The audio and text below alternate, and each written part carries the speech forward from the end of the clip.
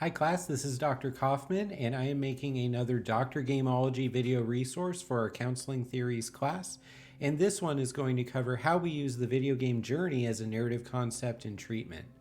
So I hope that you're ready to continue this journey with me. We're going to go through several slides, videos, screenshots, and some of the best of the narrative theory concepts from the textbook and other related journal articles, and add those to our repertoire as future counselors. This is a cross lecture, and I hope you enjoy it. So first off, when we're using narrative therapy, life is viewed in a very specific way from person to person. It's viewed as a process, and our experiences and our challenges, our triumphs, our shortcomings, our disappointments, and our successes are all viewed in the lens of this is storytelling. What kind of a character is my client? What are their abilities? What are they empowered to do? What are their mental processes that they engage in when they go day to day through life? What does this story look like? This is the information that we collect when we start meeting our clients, start doing the biopsychosocial assessment, develop treatment goals, and create the treatment plan, and meet with them from session to session. This is a social constructivist approach. So the importance of the narrative is not so much what is correct and what is incorrect about the narrative, it's what does the client believe about the narrative itself. And as you see on the left side, I have the table of contents from the first Lord of the Rings book, The Fellowship of the Ring. This is very important to me when I'm working with clients and talking with them about narrative frameworks, because the heroes in our story do not succeed at the end of this book.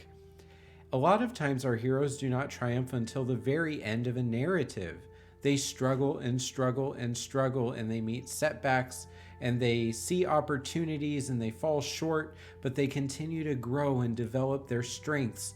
And the entire goal when we're reading a story of fiction is to see the heroes experience the preferred outcome.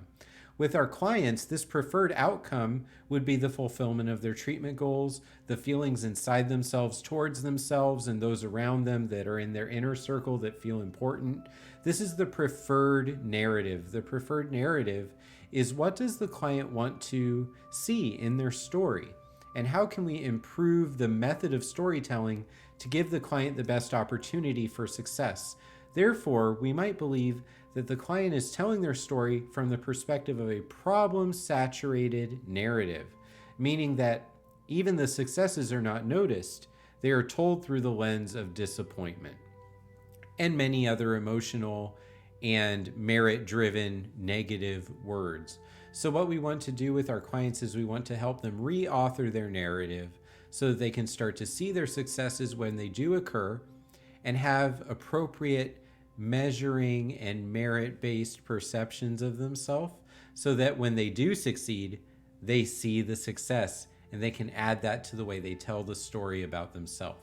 And this theory comes from two men who were from a social work disposition, and they have published many books over the years together. This is Michael White and David Epstein, if you want to read any specific works from the people who originated this approach to therapy.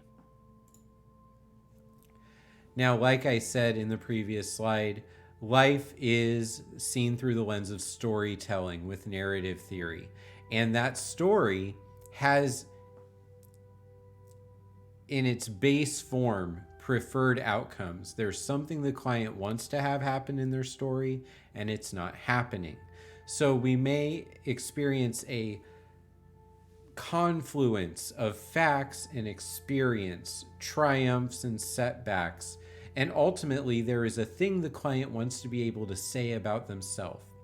A lot of times I conceptualize this with my clients as meaning or purpose on this planet during our lifetime. What is it that you are called to do? And why is that not happening? Or why do you no longer believe you're on a path for that? What would happen if we can reinstate this belief in yourself and this patience and understanding the process and chapter by chapter by chapter, what little successes will add up into monumentous triumphs? So in this approach, it is constructivist. What does the client say about their life and believe about their life, and that's our starting point. We know that the narrative is frequently dominated by negativity and that the experiences are not being noticed even if they are partially or completely successful. We want to then deconstruct that problem narrative and help the client see a clearer path towards their preferred narrative or their preferred outcome. So we use our questions to help guide the process of, instead of saying you are a failure, we talk about that situation did not complete itself successfully, and that does affect you, but you therefore are not the failure. You experienced an unsuccess. And that's very different. Those are two very different things, and that completely shifts the direction of the narrative. And so it's important for us to be able to help our clients notice these things when we're using a narrative construction, because facts and experience do happen day to day, moment to moment. But the person's meaning and what they really believe about themselves as the main foundational element of that narrative is everything. So what I have on this screen are some of the basic components of what we're aiming for in narrative theory. And I'm actually going to play a clip. And this clip comes from the video game Journey. What you saw at the beginning of the clip was a blank desert with the sun rising and a tombstone in the sand. And we are actually starting a new journey right now.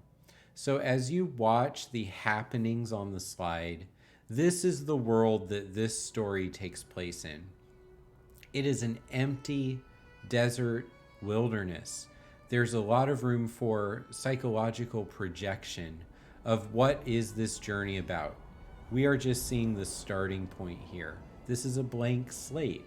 And a lot of times early phases of therapy are blank slates as well. We don't know exactly where the client wants to go or how capable they are in that beginning set of moments as we start the conversation. But this spark flying through the sky is hope. And it is actually a person getting ready to embark on their journey and travel through the transformative process of discovering their purpose and figuring out how to re-author their narrative. This traveler is us from a narrative perspective.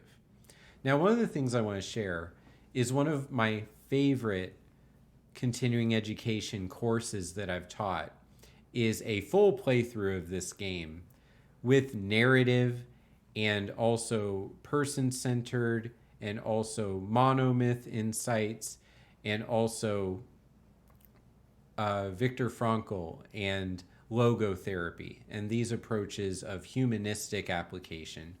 Using this game, we can accomplish a lot of powerful things.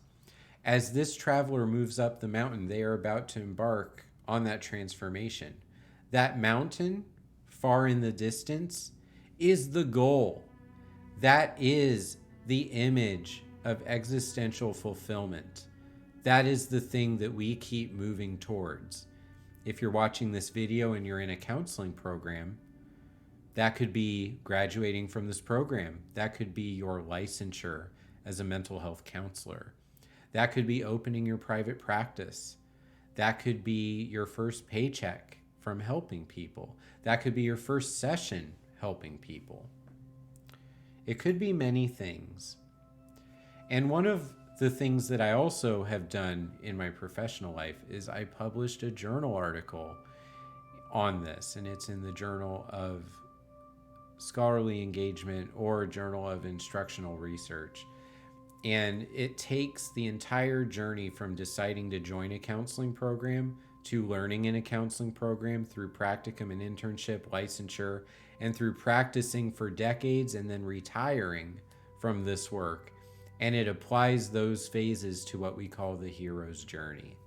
And this is a construct of storytelling that was established in a more structured way by Joseph Campbell.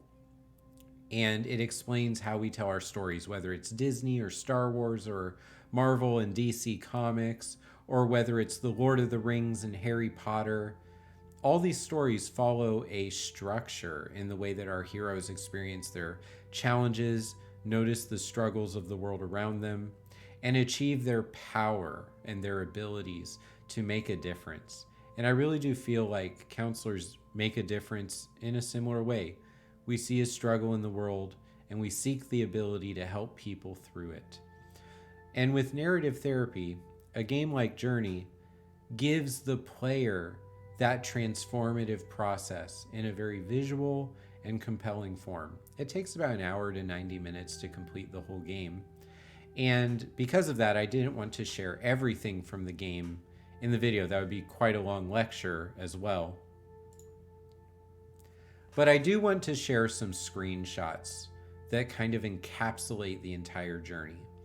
Whether it's from the desert and seeing all the people who gave up in the form of those gravestones in the top, or whether it's meeting the mentor, the tall white-robed figure also on the top row, or running away from the mechanical monster beasts in the Underdark, or ascending the mountain in the bottom row. That is the representative image of our purpose. That is the structure of narrative therapy with a client. Your client can be the hero of their own story, just like you in your quest to become a professional and licensed and ethical counseling professional is your journey. I hope this video resonates with as many of you as are willing to watch it. I hope that this theory, even if it's one you don't plan to practice, feels a little bit more compelling. And most of all, I hope that you use these videos in these cross lectures to help our clients see things in a new way and believe in themselves, to re-author that broken negative narrative and find the preferred version of their story where they are the hero and they continue on that path of purpose and fulfillment. Thank you so much for watching, and like I always end these videos, continue the journey.